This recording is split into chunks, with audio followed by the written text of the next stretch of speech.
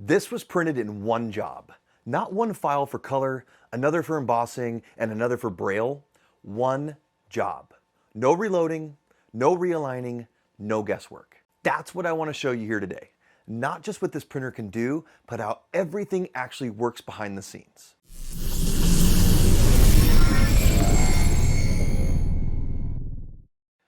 Welcome back to the Laser Garage.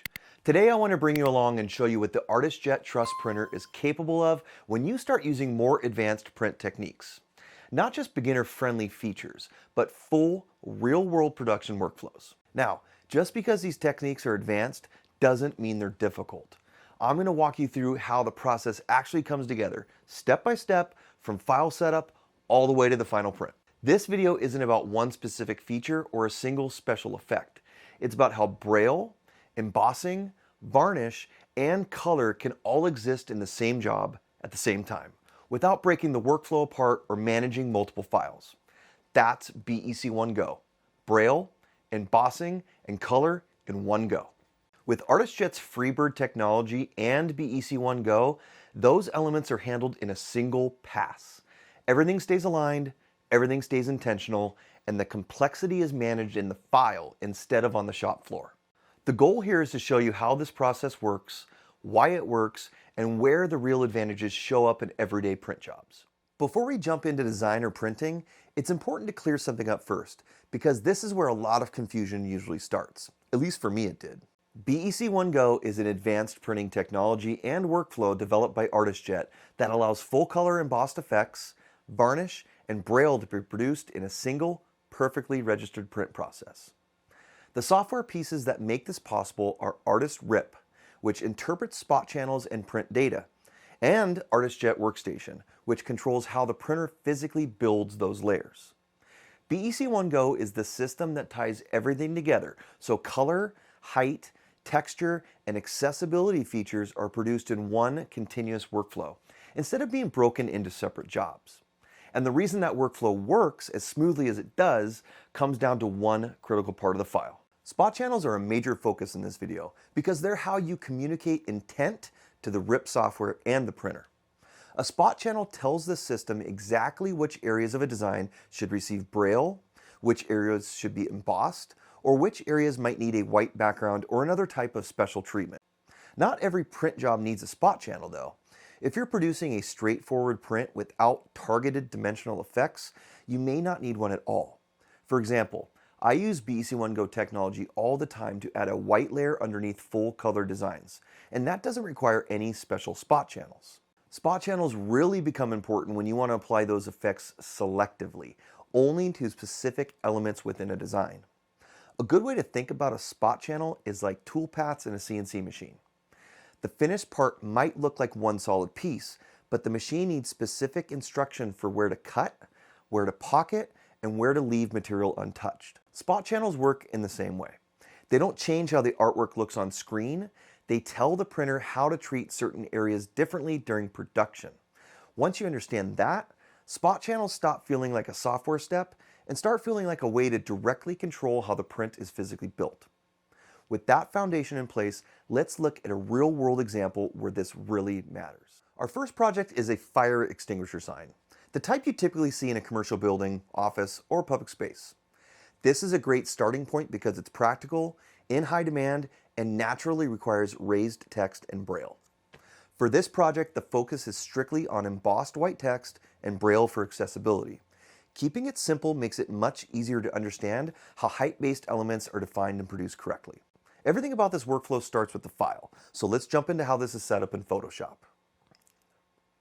File organization matters here because a clean file leads to a clean spot channel, and a clean spot channel leads to predictable results once the job hits the printer. To define my spot channel, I need to select specific elements in my design. In this case, I want the text, graphic, and Braille dots to be embossed or raised off of the surface. I'll use my magic wand tool to do that. First, I'll use the magic wand to select the background, and then press Ctrl and Shift and I all together, which inverts my selection.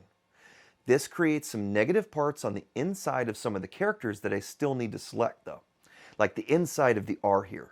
So I'll hold down Alt and left click to select those interior areas. Now you can see all the parts of my text and graphic are selected. Now I can click on my Channels tab, click New Spot Channel, and this next part is critical, and it's where most of the mistakes tend to happen. For ArtisJet to properly recognize embossing in Braille, the spot channel must be named exactly W1. That's capital W and the number 1. That exact naming tells the RIP software that this channel is intended for white ink and height buildup. If the name is off even slightly, for example, using a lowercase w or even naming it something completely different, the workflow breaks and the printer won't interpret the file correctly. Before saving, the W1 spot channel is toggled on and off here to confirm that everything meant to be raised in solid white is clean and properly spaced. This can be seen here because my spot channels are highlighted a light red color, so when I toggle them on and off, you'll see it switch from light red to white. The file is then saved in a TIFF format. This step is just as important as naming the spot channel correctly. A TIFF format file reliably preserves spot channels and are interpreted consistently by the RIP software. This process can be seen in these other examples as well. When I toggle my spot channel on and off, you can clearly see the targeted areas of these designs that will receive special treatment. More on these projects a little bit later though. From here, the file moves out of design and into production. Inside ArtisRip, I can adjust sizing and placement, and I can even create quick layout or alignment lines to be printed directly on the bed if I didn't do that in my design software. This is also where we choose our print mode. I've covered a lot of print modes in my previous videos, like CMYK only printing, white CMYK for printing on dark substrates, and even sandwich printing for double-sided graphics. In this case, we're using a BEC1 Go spot channel print mode, specifically the 4-channel white and CMYK mode. This tells the printer to use 4 channels of white ink only in the areas defined by the spot channel, while printing everything else in color. Once that's set, the job is set over to ArtisJet Workstation, which controls the actual printing process. This is where the BEC1 Go workflow really comes together. Color, height, and texture all produced in one continuous run. And because this design includes Braille, I also make sure my emboss setting is set to Braille.